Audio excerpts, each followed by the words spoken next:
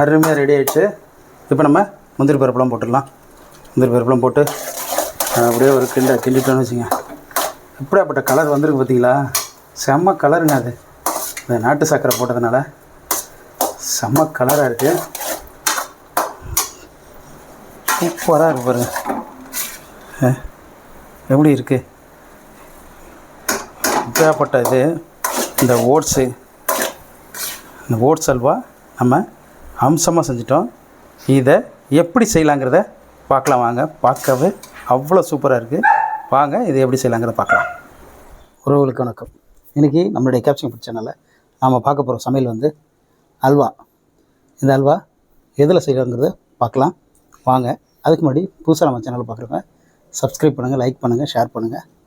தொடர்ந்து எனக்கு ஆதரவு கொடுங்க. வாங்க இந்த டிஃப்ரெண்ட்டான அல்வா எப்படி செய்யலாங்கிறத பார்க்கலாம். பாத்திரம் சூடாயிடுச்சு. இந்த ஸ்ட்ரீட் கட் ஓட்ஸ் அல்வா செய்கிறதுக்கு முன்னாடி தேவையான பொருட்களை பார்த்தோம். ஓட்ஸு, அதாவது இது வந்து ஸ்டீல் கட்டு ஓட்ஸு. இது வந்து பதப்படுத்தாதது, அதை சுத்தப்படுத்தாதது, ரொம்ப நார் சத்து அதிகம் உள்ளது, ரொம்ப ரொம்ப உடம்புக்கு நல்லது. இந்த ஓட்ஸ் இது 150 கிராம் எடுத்திருக்கேன்.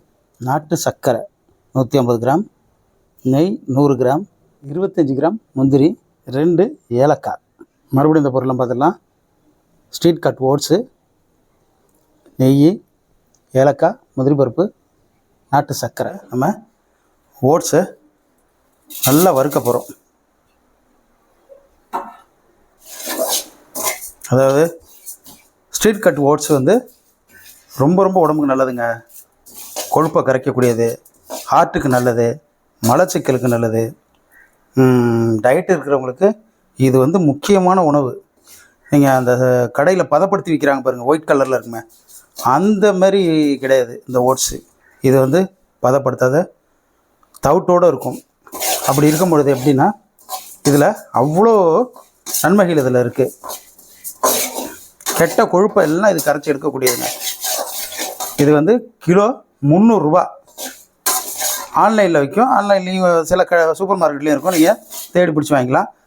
இந்த அல்வா செய்கிறதுக்கு நீங்கள் இந்த ஓட்ஸு தான் பயன்படுத்தணுங்கிறது இல்லை, சாதா ஓட்ஸும் பயன்படுத்தலாம். ஆனால் சாதா ஓட்ஸில் சுகர் கண்டென்ட் இருக்குது, இதில் அது கிடையாது. அவ்வளோ வாசனையாக இருக்குது பாருங்கள். வறுக்கும் பொழுது நல்லா ப்ரௌனாக வறுத்துட்டேன், அதாவது கோல்டன் ப்ரௌனில் வறுத்துட்டேன். இதை இப்போ வந்து ஆற வச்சு நம்ம மிக்சியில் கொடுத்து அரைச்சிக்கலாம். நம்ம இந்த ஓட்ஸை வந்து இந்த அளவுக்கு மாவாக்கி வச்சுருக்கோம்.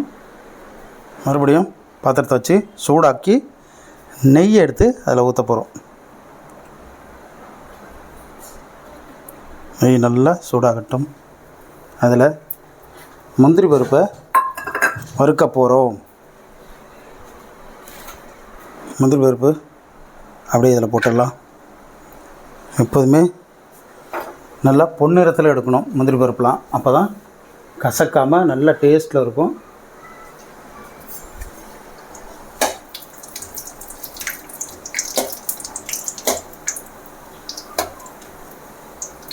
இந்த மாதிரி கலர் வந்தோடனே எடுத்துடலாம். இந்த சட்டிலேயே இந்த ஓட்ஸ் மாவை அதில் கொட்டி அப்படியே நல்லா கிண்டி விட வேண்டியதான்.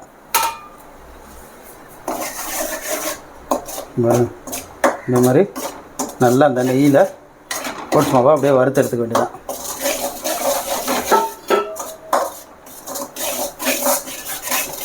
இப்போ நம்ம சுடு தண்ணி இதில் தேவையான அளவு ஊற்றிக்கலாம். இந்த மாவு நல்லா வேகணும் இல்லைங்களா, அதுக்காக சுடு தண்ணி ஊற்றி நல்லா கரைச்சி விட்டுக்கலாம். நல்லா நெய்யில் வறுத்தும் போது கொஞ்சோண்டு இருந்துச்சுங்க இல்லைங்களா. இப்போ நம்ம தண்ணியை ஊற்றின பிறகு அதிகமாகிடும்.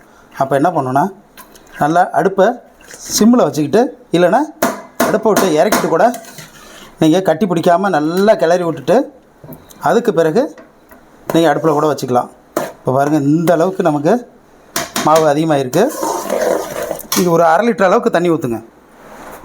நல்லா மாவு வெந்து வந்துட்டு இந்த நேரத்தில் இந்த சர்க்கரை எடுத்து இதில் கொட்டிக்கிட்டால் மாவு இன்னும் இலகி வரும். இதை நல்லா கைவிடாமல் இந்த நேரத்தில் நம்ம அப்படியே கிண்டிக்கிட்டே இருக்கணும். இன்னும் வேகத்துக்கு சர்க்கரை இலக ஆரம்பிச்சு பார்த்திங்களா, இந்த மாதிரி இலகும். அப்போ இது எல்லாத்தையும் ஒன்றா ஆக்கணும். மாவு ஒரு இடத்துல கூட அடி பிடிக்காத அளவுக்கு, கட்டி பிடிக்காத அளவுக்கு ஒன்றா கலந்து விடுங்க. நம்ம இந்த அளவுக்கு நல்லா கலந்து விட்டு கைவிடாமல் அப்படியே சுற்றி கொண்டு வரணும். அதாவது சட்டியில் வந்து அது ஒட்டாமல் வரணும். அது வரலையும் நம்ம கிளறி விட்டுக்கிட்டே இருக்க வேண்டியதான். பாருங்கள், எங்கேயுமே அந்த அதாவது இந்த இடத்துலலாம் ஒட்டவே இல்லை பாருங்கள். இப்படி கொண்டு வர பாருங்கள், ஒட்டவே இல்லையா? இந்த மாதிரி நேரத்தில் நம்ம ஏலக்காய் பொடி என்கிட்ட கொஞ்சம் கம்மியாக தான் இருந்துச்சு, அதனால் நான் கம்மியாக போட்டிருக்கேன். நீங்கள் கொஞ்சம் கூடுதலாக போட்டுங்க. ஏலக்காய் பொடி போட்டுக்கிட்டு நல்லா கிண்டி விடுங்க. இப்பயும் நல்லா கிண்டி விட்டுட்டு மிச்சம் மீதி நெய் இருந்தால் அதையும் ஊற்றி விடுங்க. என்கிட்ட கொஞ்சோண்டு இருக்குது, அப்படியே அதை ஊற்றி விட்டுறோம். நம்ம இறக்கி டேஸ்ட் பார்க்கலாம். நம்ம வந்து 150 கிராம் தான் ஓட்ஸ் எடுத்தோம். ஆனால் இந்த ஒரு கப்பு இல்லாமல் இன்னும் எக்ஸ்ட்ரா ஒரு கப்பு கூட வந்திருக்கு. இதை அழகாக அப்படியே சாய்ச்சி விட்டுடலாம். ஆஹா, பாருங்கள் எவ்வளோ சூப்பராக வந்திருக்கு பாருங்கள். செம்மையாக இருக்குங்க பார்க்குறதுக்கு. பாருங்கள் எவ்வளோ சூப்பராக அருமையாக வருது. இது இந்த காரைக்கால் பக்கம்லாம் தமிழ் அல்வான்னு சொல்லிட்டு ஒன்று வைப்பாங்க. செம்ம டேஸ்ட்டாக இருக்குங்க. அந்த மாதிரி அவ்வளோ சாஃப்டாக இருக்குது. வாசனைலாம் அப்படியே இந்த சாக்லேட் ஃப்ளேவரில் இருக்குது. என்ன காரணம்னா ஓட்ஸை நம்ம வறுத்து வச்சுருக்கோம்.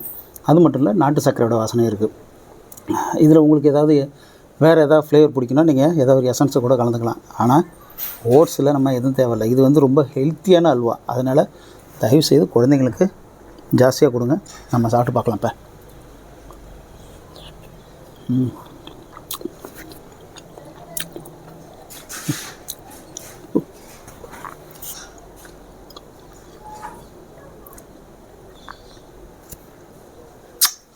அப்படி இருக்குங்க உண்மையாகவே. ஆனால் ஃபஸ்ட் டைம் தான் இதை செய்கிறேன். சும்மா பொய்யெல்லாம் சொல்லக்கூடாது. எனக்கு பொய் சொல்லவே அதிகமாக வராது. எனக்கு பிடிக்கவும் பிடிக்காது.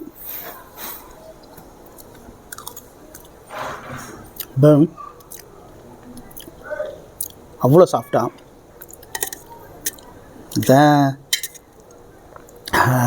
ஓட்ஸ் ஆச்சே, அதனால் டைட்டை கொஞ்சம் நேரம் தள்ளி வைப்போம்.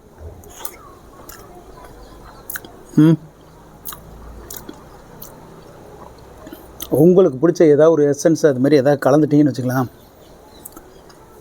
இல்லை சாக்லேட் எசன்ஸ், அதாவது சாக்லேட் ஃப்ளேவர் கூட கொஞ்சோண்டு சாக்லேட்டுக்கு ஆட் பண்ணி, கோகோ பவுடர் அது மாதிரி ஏதாவது ஒரு ஆட் பண்ணிக்கிட்டால் கூட ஓகே. ஆனால் இது எதுவுமே தேவையில்லைங்க.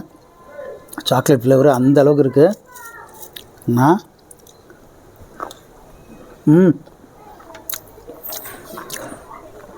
ஆஹா, நெய்யோட வாசனை அப்படி இறங்குது. இன்னும் ஒன்று, கரெக்டான சமமாக போட்டதுனால சீனியாக இருந்தால் கம்மி பண்ணி போட்டுங்க, ஏன்னா திகட்டும். சர்க்கரைங்கிறனால திகட்டலை.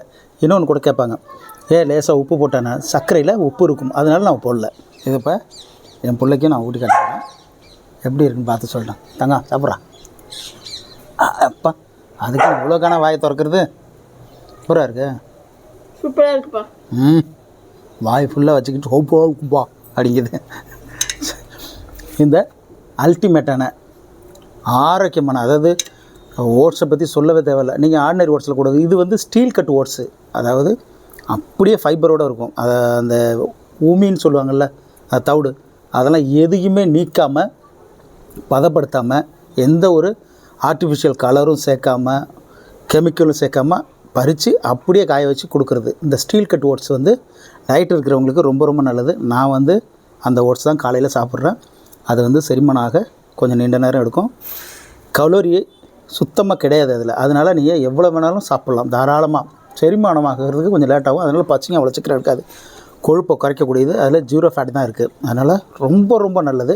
இந்த ஆரோக்கியமான ஓட்ஸு அல்வாவை நீங்களும் வீட்டில் ட்ரை பண்ணி பாருங்கள். இந்த கோடை லீவில் குழந்தைங்க குதூகலமாக இருக்கும். சாப்பிட்ற வீடியோ, சமைக்கிற வீடியோ, நல்ல கண்டென்ட் உள்ள வீடியோ பார்க்கணும். நம்ம கேப்சிகம் பிடிச்சனால தொடர்ந்து பாருங்கள். தயவுசெய்து சப்ஸ்கிரைப் பண்ணுங்கள், லைக் பண்ணுங்கள். சப்ஸ்கிரைப் பண்ணவங்க பாருங்கள், தொடர்ந்து எனக்கு ஆதரவு கொடுங்க. நீங்கள் கொடுக்குற ஆதரவில் தான் புதிய புதிய சமையலை நான் தொடர்ந்து போட்டுக்கிட்டே இருக்க முடியும்.